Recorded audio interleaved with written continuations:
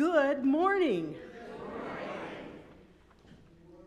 My name is Linnea Lose. Tim Krause and I will serve as your worship welcomers today. We are genuinely grateful to share this service about the 2023 General Assembly with you this morning, both in person and online. Welcome to the First Unitarian Church of Cincinnati. Our congregation was founded in 1830, and we have worshiped in this building since 1889. But we acknowledge that we occupy land that is the ancestral home of the Adena and the Hopewell cultures, as well as the Miamia and the Shawandasi people. Our church is a place where you can bring your whole self, your full identity, your questioning mind, your expansive heart. We are a community committed to anti-racism, social justice, and to supporting the various spiritual and ethical paths that our members and friends walk on. You will see signs all over the building for various things that we hope will help you feel comfortable here. These accommodations, such as gender-neutral restrooms and hearing assistance devices, are also listed on the back of your order of service. Please ask our ushers if you have any questions. And we also have our VIP lounge for our various very important people who are members of our congregation. So if there are young people or older people who would like to be in our VIP lounge, please feel free to join them. If you would like to know more about this church or about Unitarian Universalism, all you have to do is go online and contact us by emailing member-care@firstuu.com. During this service, please enjoy the flowers today that were donated by Lori and Brian Rivers, who are leaving us after 15 years to return to new jobs in Davis, California, where they once lived and where they love to be. We're going to miss them, but we know that this is an important move in their lives, and they're actually going to be joining Reverend Connie in Davis, California. So they will have a part of First Church with them. Today we're doing things a bit differently. As you know, the UU General Assembly was held in Pittsburgh from June 21st to June 25th. It culminated in a wonderful live-streamed worship service that we hope many of you were able to see last Sunday at the convenience of your homes. We, First Church, had the largest delegation of members from our congregation that we can remember in the last few years. We had 5 voting delegates, and they were Dan Schneider, Linnea Lose, myself, Tim Krause, Ramona Beck, and Lois Gish. In addition, we had 5 more members from First Church in attendance. Mary Tarbell Green, Carol Wommeldorf, her daughter, Danny Whaley, Mary Marks, and David Johnson. The 10 of us spent a lot of time together throughout GA, and that was one of the wonderful things about having a larger delegation. We got to have our own little community inside the community of GA. We discussed all of the voting issues, sharing our experiences with each other from the various workshops and worship services and other activities. And all of us, but Carol and Danny, who are out of town right now, will share with you a brief impression of their experience at GA. And we know you were interested in the much debated Article 2 discussion. It's been going on, this is the second of 3 years. Article 2 of the UUA, Unitarian Universalist Association bylaws, is being rewritten. Article 2 will take what we comfortably know and have known for as long as I've been at UU as the 7 principles, the list of 7 principles, and move those into language that describes values. It was accepted by 86% of the delegates at this GA, which means there still will be time for more changes, but it will be voted on, much as it is this year. It will be voted on at next year's GA. Next year is the final discussion, final decision about Article 2. And that vote will require a 2/3 majority minimum in order for that language to be adopted into our bylaws. Additionally, as we thank the Reverend Dr. Susan Frederick Gray for her 6 years of incredible service to the UUA, we elected the Reverend Dr. Sophia Betancourt as our new UUA president. Dr. Betancourt is our first openly queer, female, indigenous person of color to be elected to the association's presidency, which is very, very significant.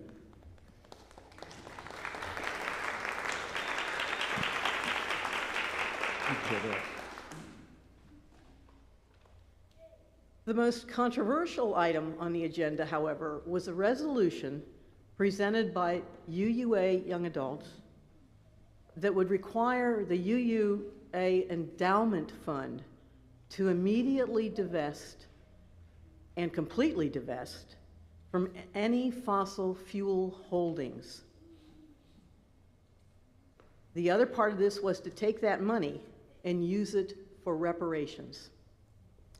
After much, much debate, the delegate body rejected the resolution in favor of the current UUA Endowment Board and UUA Board's decision recommendation to engage in different types of investment strategies and reparations strategies. That was not an easy decision for any of us because we were all torn. The delegate body also approved 3 actions of immediate witness. And an action of immediate witness is exactly what it sounds like. It's something that we as a corporate body nationally will start doing immediately. And those were protecting DACA students from deportation. The UUA is committed to doing everything they possibly can to protect the DACA students, which is deferred action. I can't remember the last part of the acronym, but anyway, it is a protection for young people who have come to the United States without proper documentation, but did not have a choice in whether they came or not. For childhood arrivals, deferred action for childhood arrivals. We also are going to be actively engaged in protesting the creation of Cop City in Atlanta, Georgia, which is one of these police training grounds that is taking African-American land and also wilderness land and turning it into a huge police training academy. And then lastly, the other action of immediate witness is working for healthcare equity. And the battle for healthcare equity is probably one of the more important social issues facing our country today. So let us begin our service by lighting our chalice, the symbol of our chosen faith. If you could light it, Linnea.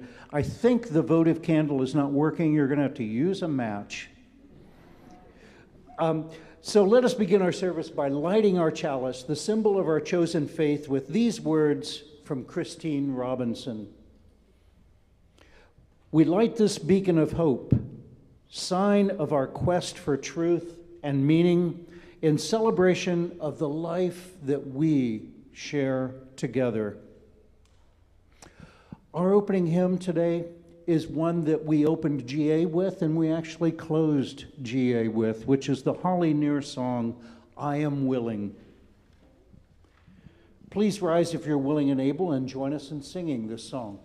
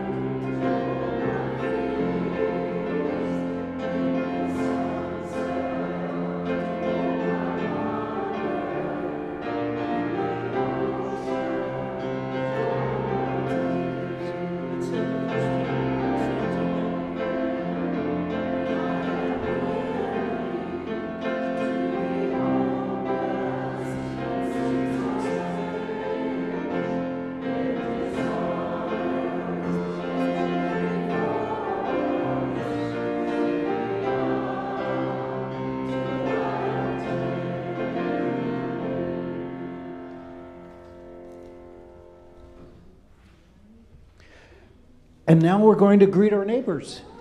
Remember, we got to come back when I ring the singing bowl.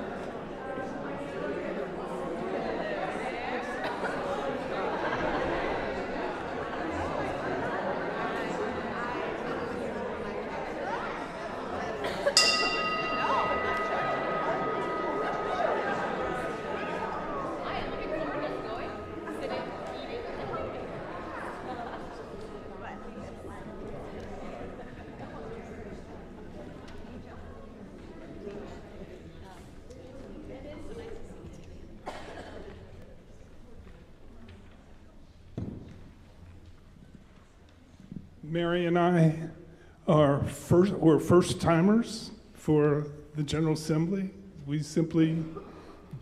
Mary came up with the idea and we did it on a lark. My big impressions are, if you're a lifelong and solidly committed Unitarian Universalist and you have not been to a General Assembly, then you have missed a truly uplifting opportunity.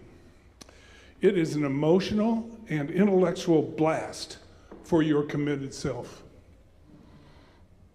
And some of you, especially with hair like mine, will remember Jesse Jackson and the National Rainbow Coalition of days gone by. That rainbow is on full display at the General Assembly. It's a marvelous array of people who, on their face, represent every nuance of humanity. No one is hiding at the General Assembly. There are no closets at the General Assembly.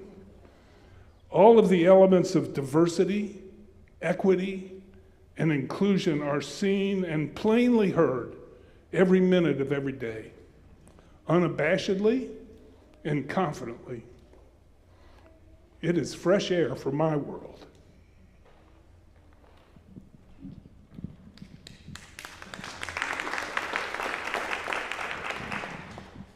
The past weekend was more than I could have ever anticipated. I was stimulated by the welcoming atmosphere and the sincerity of the speakers and the wonderful music. That was great fun.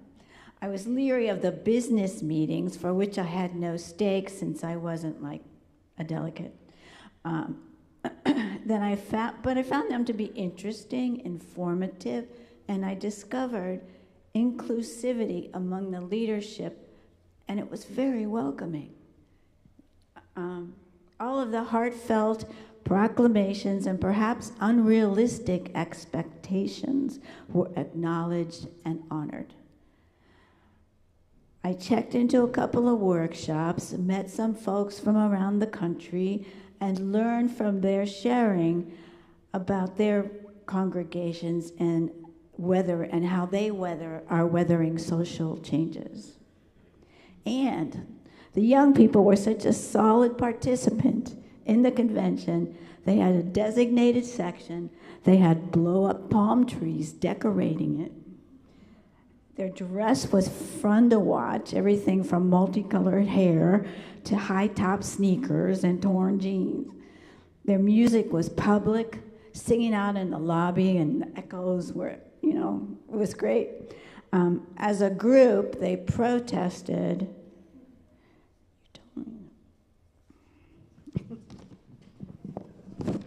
They protested the corporate investment in favor of complete divestment, reminding me of a much younger me. It gave me hope for the future, particularly relevant to the global warming which they will have to engage. Oh, we got to share some time with extended some extended time with fellow First Churchers, which was fun, and it included Susan and Tim Christie. Yeah, their preacher left too, by the way. They're in Florida, and their preacher said, "I got to get out of here," because it was yeah. And we got to appreciate Pittsburgh. Thank you.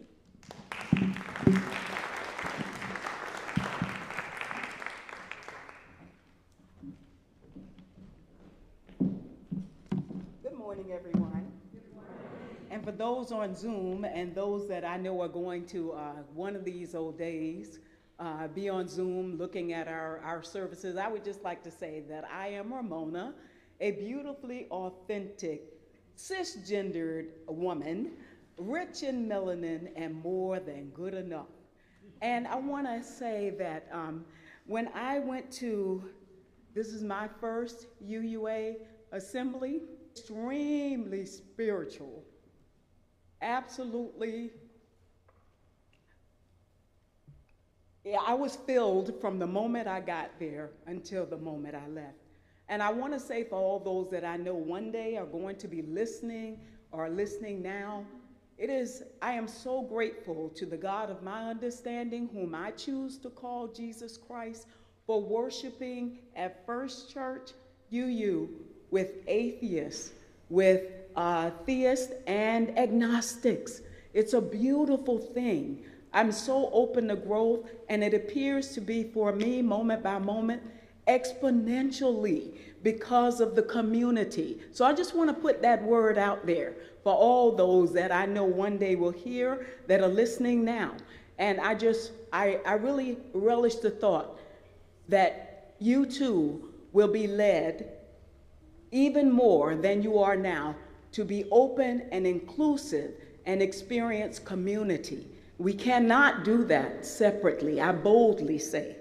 So while attending my first Unitarian Universalist Association General Assembly, I was engulfed in spirit of love, challenge, hope, faith, and covenant to be better, to live better, and most of all, to love better.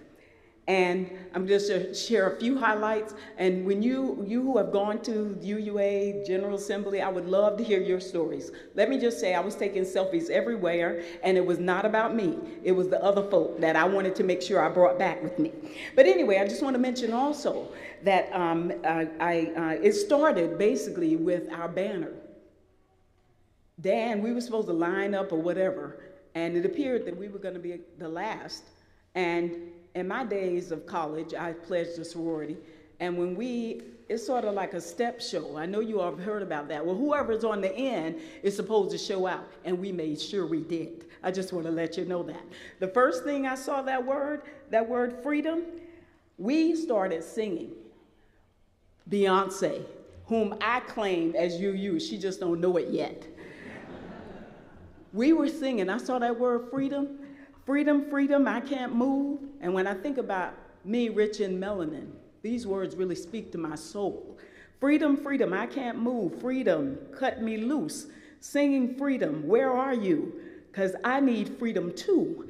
I break chains all by myself. Won't let my freedom rot in hell. Hey, I'ma keep running, because a winner don't quit on themselves. So I was saying, of course, UU breaks chains and winners don't quit on themselves. We will never stop fighting for equality. We will never stop fighting for unity. We will never stop fighting to allow each one of us to be our beautiful self. And that's just what I saw at UUA. People speak up. They speak up. They say, hey, get out the way, because we're going to be rolling and we ain't slowing down. So you walkers better move. I loved it. It was beautiful. Absolutely beautiful. Some of the people, Dr. Ridehour, the music. Oh, the music was beautiful. No matter who was singing, it was beautiful. And I made sure to ask Dr. Glenn Rideout, to make sure to sing Freedom, Beyonce song too. And he said he would. I believe him too. Then I met Reverend Michael, who is Black Lives Unitarian Universalist. Oh my gosh, I was so grateful. Now, of course, Dave is right. You know, it's a sea, a rainbow, and it's so much freedom and whatever, but I'm telling you, it don't look like me enough for me to feel that immediately. Do you understand where I'm coming from? And the point of that, I really believe, is that it's really not about what you see. It's about what others have made you think about what you see. And that's why we have to continue to bring others in, because it is traumatizing when you think about what others have made you think about what you see. So from there, with blue, Black Lives, Unitarian Universalists, I've been begging and pleading, kind of like the kids, you know, in the car when they say, when will we get there? Are we there yet? I kept asking the group, Bill Sinkford, Dr. Frederick Gray, all these people I was naming that I wanted to see. And then Reverend Brother Bill Sinkford walked in the room. I said, that's him. That's him, he found me. Now, I learned of him, of course, his name from this church, but more deeply in the anti-racism courses that Opening Hearts was teaching. One of the lessons shared that Bill Sinkford left UU, and it scared me because I had just come to UU. Then a little bit later, he returned. I said, oh, I'm all right. I'm all right. And I talked with him about that briefly. And he said, and I believe this is a message for many, he said it was necessary to go, and it was necessary to return. That is my prayer. That is my prayer, because it is really true. UU is about love at the center, and that is what we need. I looked out in our Airbnb. I could look up on the hill, I saw a cemetery. And I used to say, being who I am as I've described myself, I'm always thinking about equality. My lived experience won't let me stop thinking about equality. And I used to say, death is the great equalizer. Oh no, love is the great equalizer. So I want to say that I would love to, another painful thing was to hear that Dr. Reverend Frederick Gray was the first woman president of UUA. Made my stomach sick. And I was most grateful that this year we have Reverend Sophia. It was beautiful to see our Reverend Connie speaking to some famous lady. Oh, forgive me, I mean no disrespect to any of them. I just don't care about those kind of titles. We're all human beings. I give them their grace, but I might forget your big name. They may not think that. What's her name? Imani Perry, Dr. Imani Perry. Reverend Connie was interviewing her. And it was so beautiful to see, because Reverend Connie was talking about someone that's very special to her, Frances Ellen Watkins Harper. I obviously don't know her, but I love being around these academians and intellectuals. It's beautiful. And I will learn all about this. But to see Reverend Connie there, asking questions and knowing that I have been in her presence here, again, is very spiritual for me, my path. I hope that we all pay attention to each moment. Life is just moment by moment by moment. And remember that A-N-D, matters most, and matters most. So when you see this powerful message on the back of this is our new shirt, our new love shirt. But anyway, enjoy the message. I would love to share the pictures. And, I forgot the biggest highlight. I went to the bookstore looking for a book.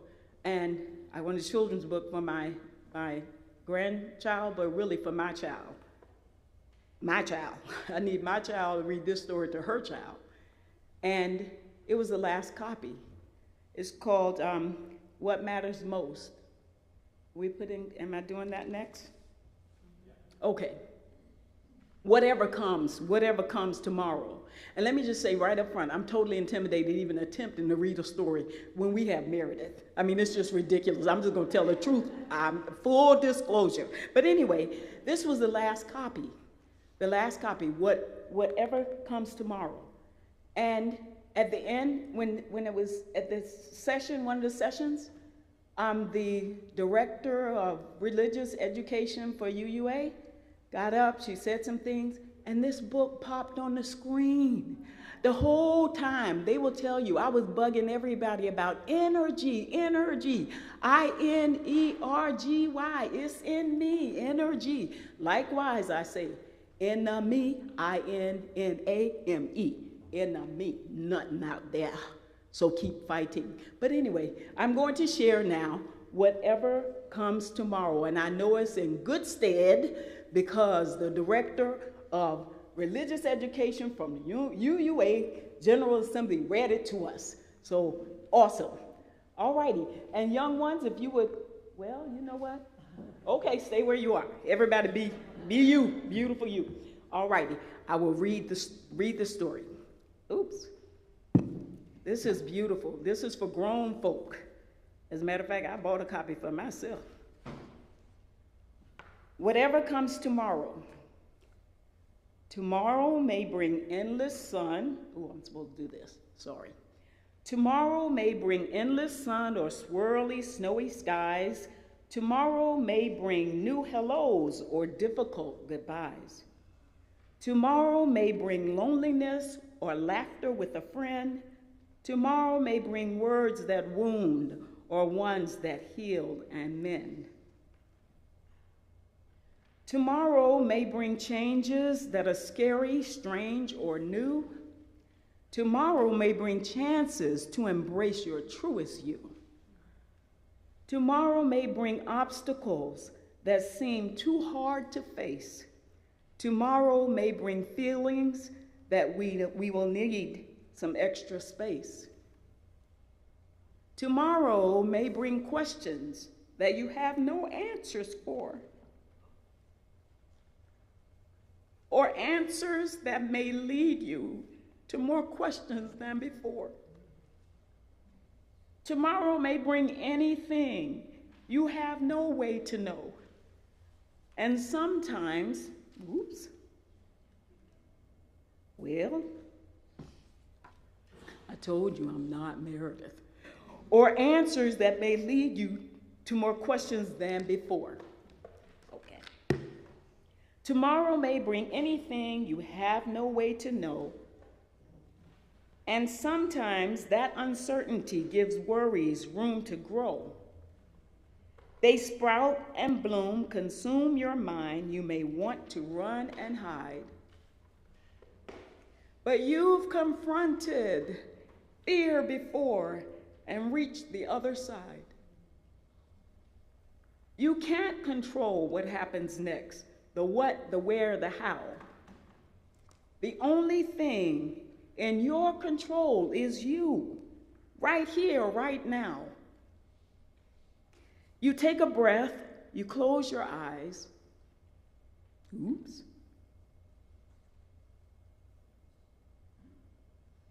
Thank you for your patience. Okay, I got a different page, but that's all right. You take a breath, you close your eyes, you whisper, I am strong. You tell those worries in your head, I know I can, you're wrong.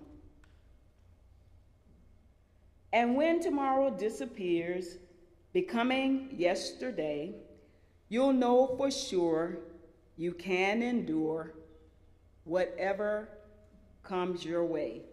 Tomorrow may bring laughter, love, confusion, fear, or fun, an angry, rainy hurricane, or peaceful seaside sun. Whatever comes tomorrow, however steep the hill, you'll find your path, you'll journey on, you'll make it through.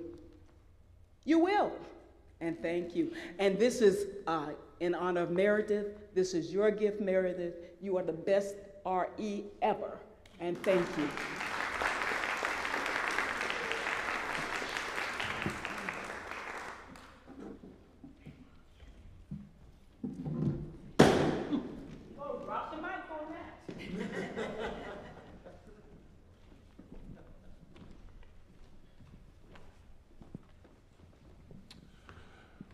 part of being a beloved community is sharing joys and concerns with each other.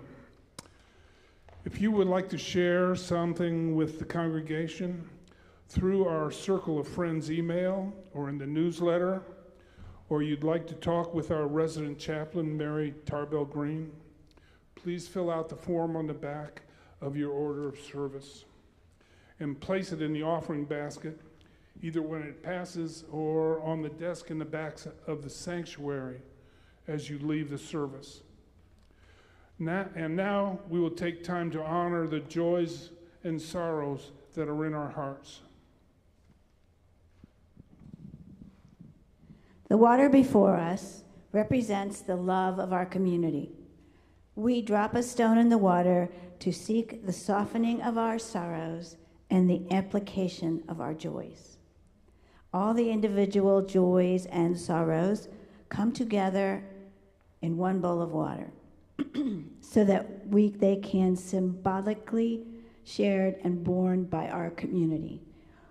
We invite you now to come forward if you wish, up the aisles and back down the middle to amplify a joy or sorrow or to soften a sorrow. However, I'd like to mention a special joy I have today for Mary Tarbell Green's birthday.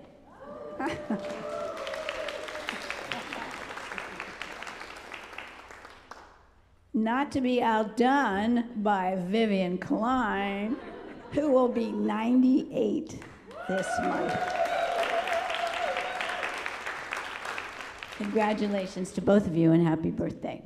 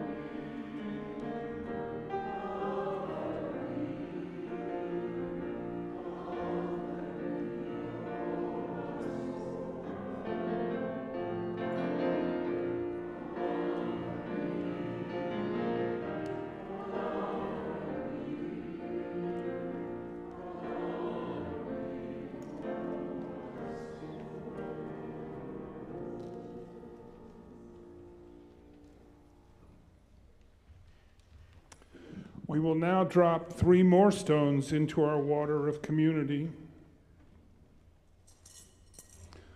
1, for all the joys and sorrows outside these walls that go unmentioned. Good. The second stone for those joys and sorrows that go unspoken, but that we have closely guarded in our hearts. And lastly, a stone for the brokenness of our world. as we search for ways to be agents of wholeness by placing ourselves in that breach.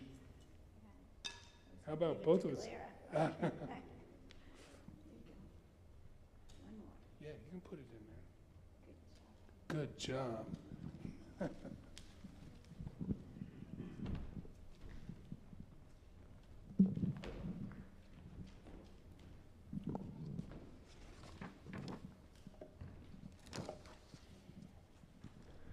As we prepare for our offering today, we want to let you know that our July Share the Plate recipient is Sweet Cheeks Diaper Bank of Cincinnati. That's Sweet Cheeks Diaper Bank.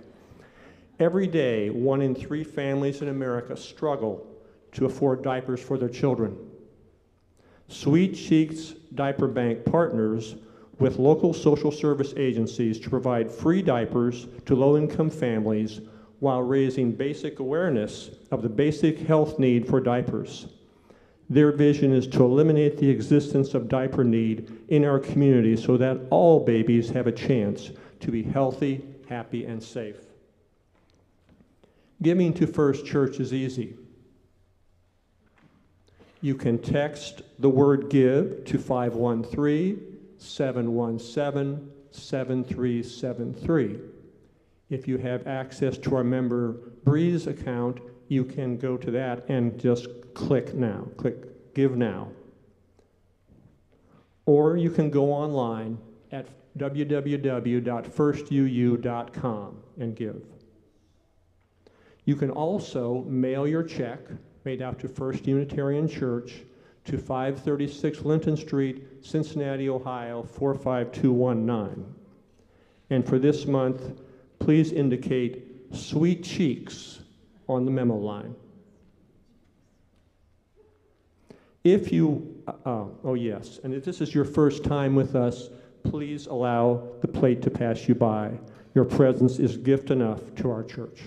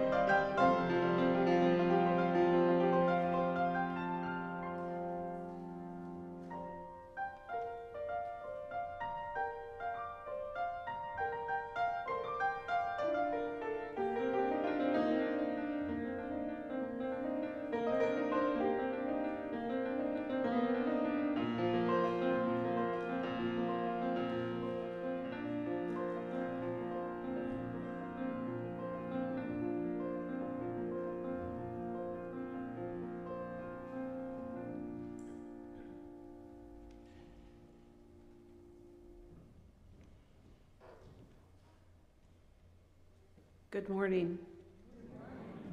First of all, I want to say Taylor Swift said she's sorry she couldn't make it today, what with the rain, but that her, the way she does what she does is so Unitarian. She's so inclusive, so I just wanted to say that. I had a lot to say about the GA. However, I just want to say that we're kind of time short. We have hot dogs on the other end of our running late, so just so you know. I'm going to do a reflection. I'm first going to share what my experience was, and then I'm going to do a responsive reflection that you'll see up on the screen, which really puts into words what my experience was at the GA. So I don't have to say all the things that I wrote down, but I want to start by saying I didn't want to go to the GA, really. conventions and crowds and driving and everything. Why would I want to go to a GA with rules and agenda items and articles and business meetings? I mean, where's the fun in that? However, our resident snake oil salesman, Tim Kraus, and I were having coffee, and he said, "You've never been to the General Assembly? Oh my God, you should go. It's so amazing and exciting. You'll meet people." And so I did. And it was amazing. It was everything that he said. Not only that we got a small GA here, and we had such a wonderful experience, but when we talk about covenant, we are covenant. We're not living, we are covenant. It's a verb. We live, and try to live the articles. And we try to struggle over Article 2, for example, and we try to live the principles. And what I found was diversity, equity, inclusion, belonging. All those things were so manifest there. The energy, the colors, the kids that Ramona talked about. The diversity in particular was what struck me. So I'm going to read my daily reading is Father Richard Rohr. He's a Franciscan. He was actually here in Cincinnati years ago with the New Jerusalem movement, which is a charismatic Catholic movement. He is charism. The church at one time was charism. Now, the Catholic Church is going back to the priest facing the altar, the railings coming up, and unlike the Lutherans who say all are welcome at my table, the Catholic Church, like many, are becoming very radical right. And so for us to be here to struggle with what we struggle with, our own beliefs, our own theism, non-theism is just amazing. So my reading today of Richard Rohr started with, hold on just a second. The first part of it is very biblical. I'm not a biblical scholar, but it uses the word eunuch, E-U-N-U-C-H, as a very terrible word. It's a very brutal word, and essentially it means a man who's been castrated, etc. However, the other word that it means is ineffectual. And so the reading today is how I'm going to end. And Richard Rohr says,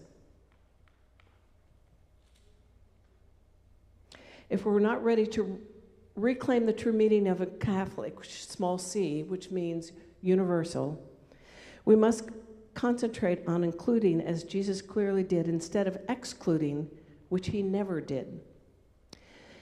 Transgender priest Shannon Cairns provides an example of God's or spirit or whatever you want to call life, inclusive solidarity with eunuchs, sexual minorities, in the time of prophet Isaiah. And he quotes, "And don't let the eunuch say, 'I am just a dry tree.' The Lord or Jesus or whatever you want to call it. Keep my Sabbath, choose what I desire, and remain loyal to my covenant. In my temple, my courts, I give them a monument, a name better than sons and daughters." And he's talking about diversity. He's talking about people who feel on the edge, feel not a part of. And what I felt more than anything was a part of. And what I feel here more in our longing to belong, I felt there a part of.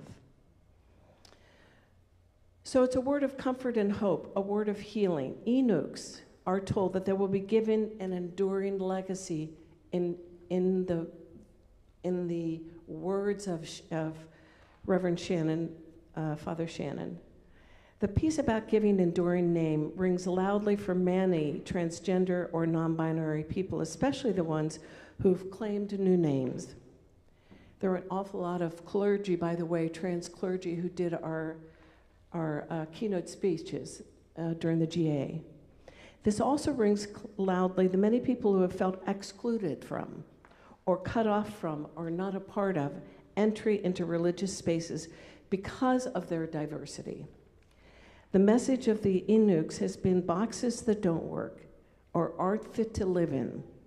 They will likely kill us if we stay there. The freedom to move about spaces in the world, the freedom to claim all who we are, the freedom of what we are called to do and to be.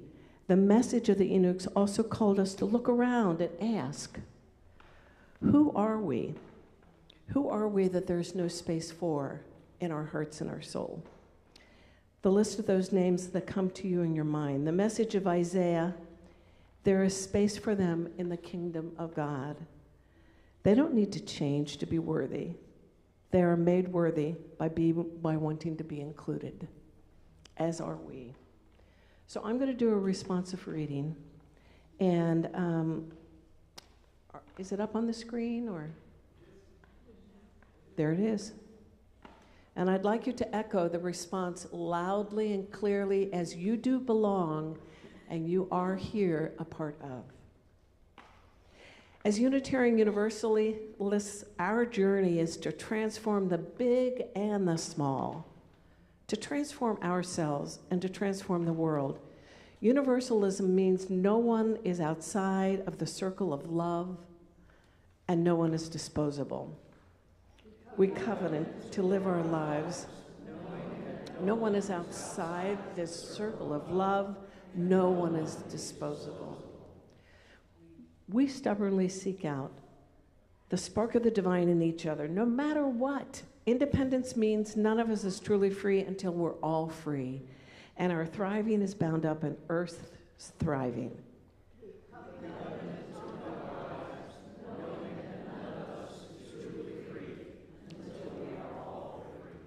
We First Church, struggle for liberation from the violence of white supremacy, sexism, ableism, classism, heterosexism.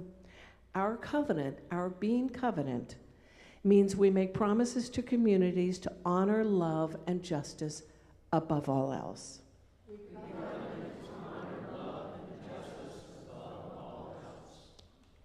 And may it be so, and so it is.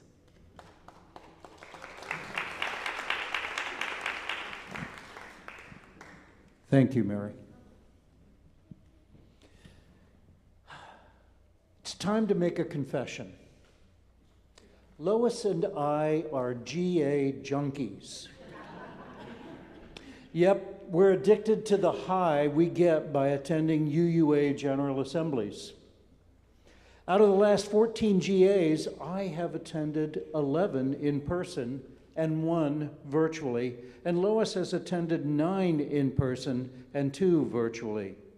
The reason we keep going back for more is that the UUA has made a conscious effort to model some of the very best practices and inspiring practices for where we collectively are going and where we really want to be.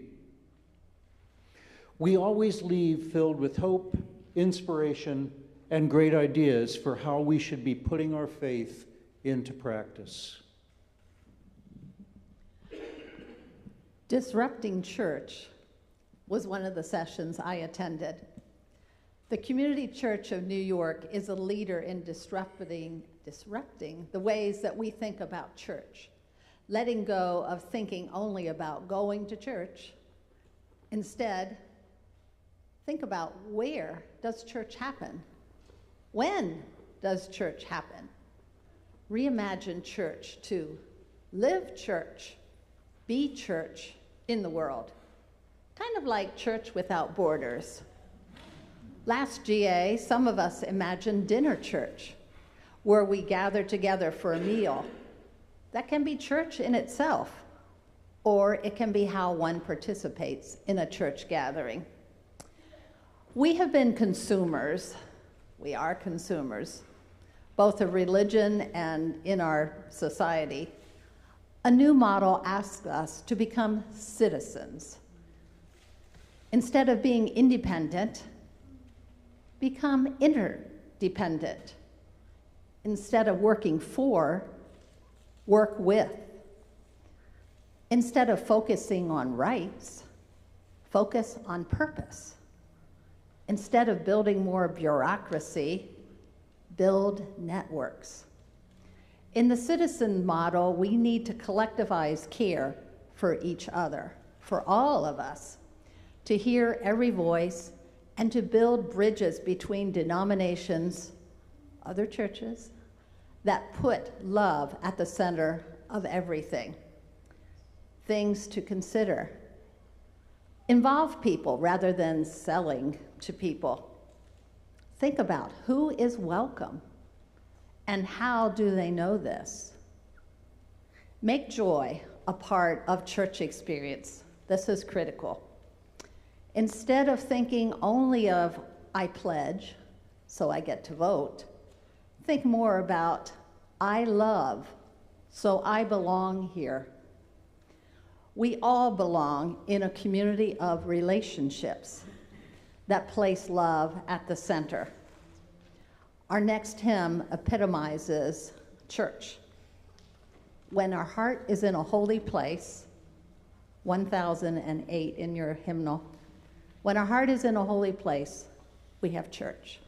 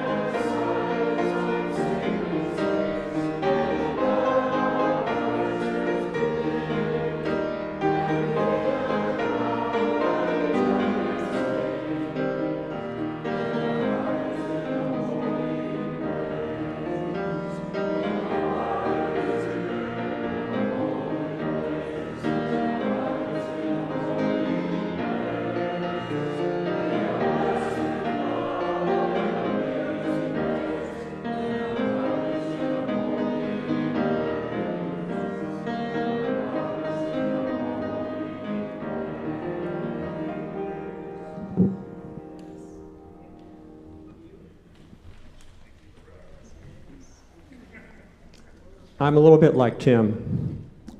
This was my 11th General Assembly, and for me it was the most important.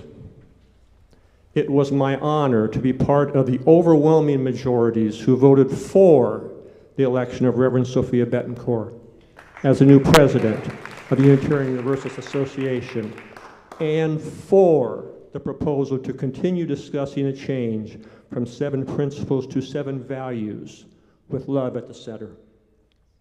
I have some experience in writing statements like this.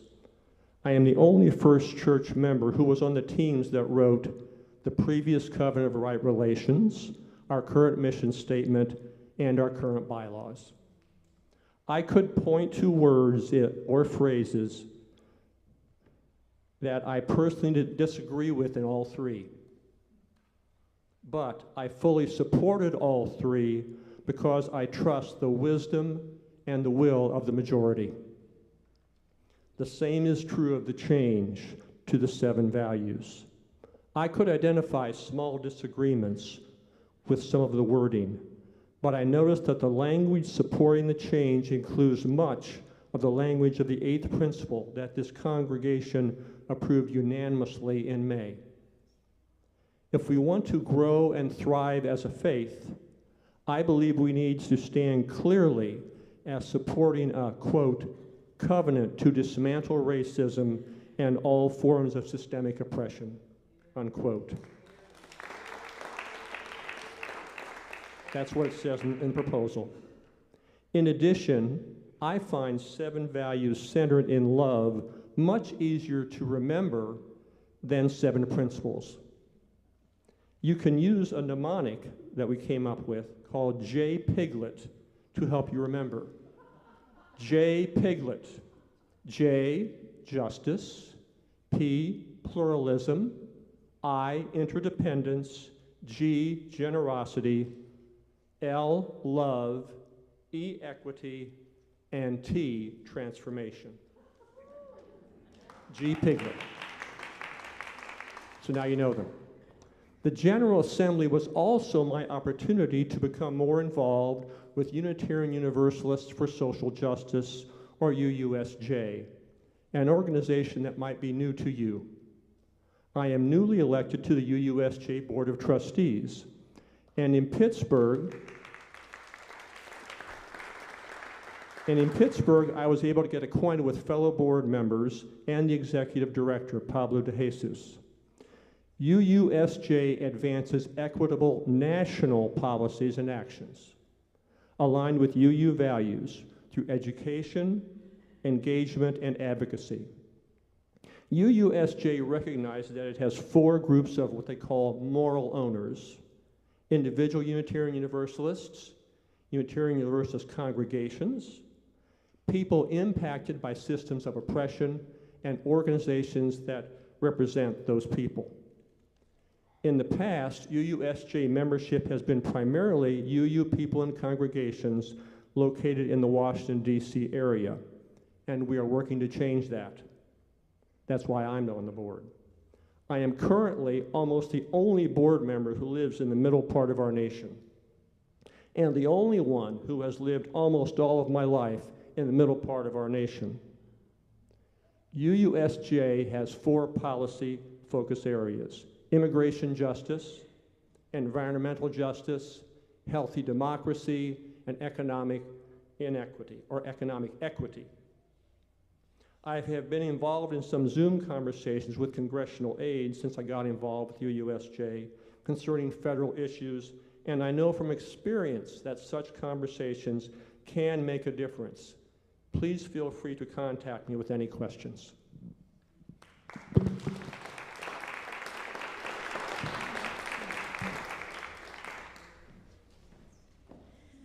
There are 2 things that I will long remember about this GA for me.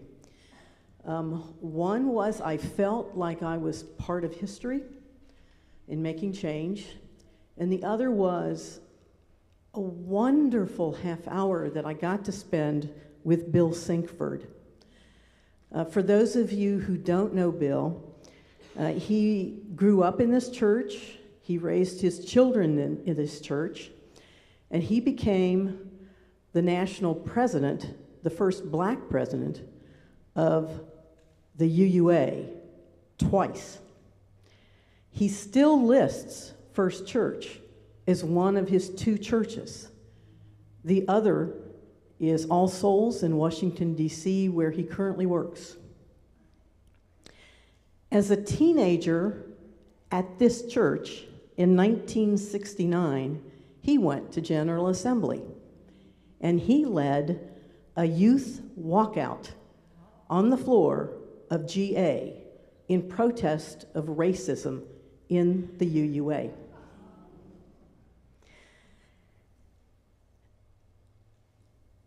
"50, 60 years later, this church voted on the 8th principle on May 21st. The 8th principle was one of the results of Bill's walkout. The 8th principle is our church's commitment, and we voted on this unanimously. It's everybody who voted agreed to covenant to accountably oppose racism and other oppressions in ourselves and in our institutions, including such things as our church. The theme this year was becoming, and it was becoming the kind of faith that Dan described as J. Piglet, that Lois described the Community Church of New York.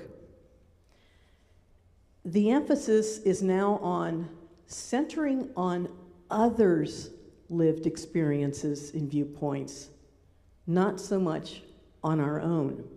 That's where we learn, that's where we grow. And I have to tell you, this was a convention where I saw covenanting work. It really works. Think about it. Article 2, so far in the first 2 years, Article 2 has had 10,000 comments, 500 edits, and we came up with a document that everybody could agree to. And that's what will be voted on at next year's GA. The final vote, the third year of study, will be next GA, which, by the way, will be entirely virtual. And then they will meet again every other year, starting in Baltimore, Maryland. To me, this 3-year process has been all about covenanting. It has been a spiritual adventure. It was technologically amazing to see how they could synthesize 10,000 comments and be fully transparent about it. It was innovative, it was efficient, it was covenantal. So I came home from GA more optimistic than I've come home from the others, and actually I don't count, I can't remember, I tried, I couldn't do it. I feel that we are ready, we're in a really good place for Reverend Alex Riegel's liberatory faith, for Meredith's educational innovations, for Jera's meaningful, inclusive music, and for our congregations working together with the openness and willingness that Holly Neer and we sang in the opening song today, to build together a covenantal and vibrant, beloved community. And so now it's time for all of us to show our commitment, our excitement, and maybe our anxiety by singing the closing hymn. It's 1028 if you have the Teal songbook, and the words will be on the screen, The Fire of Commitment.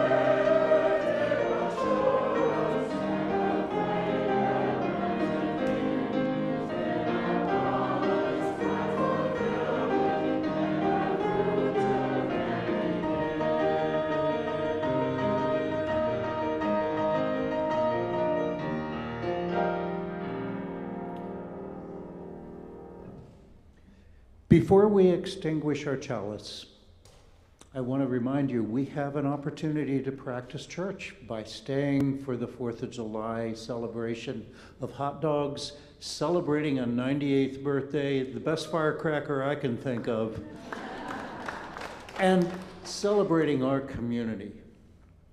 So if you will join with me as we read the words that appear on your screen.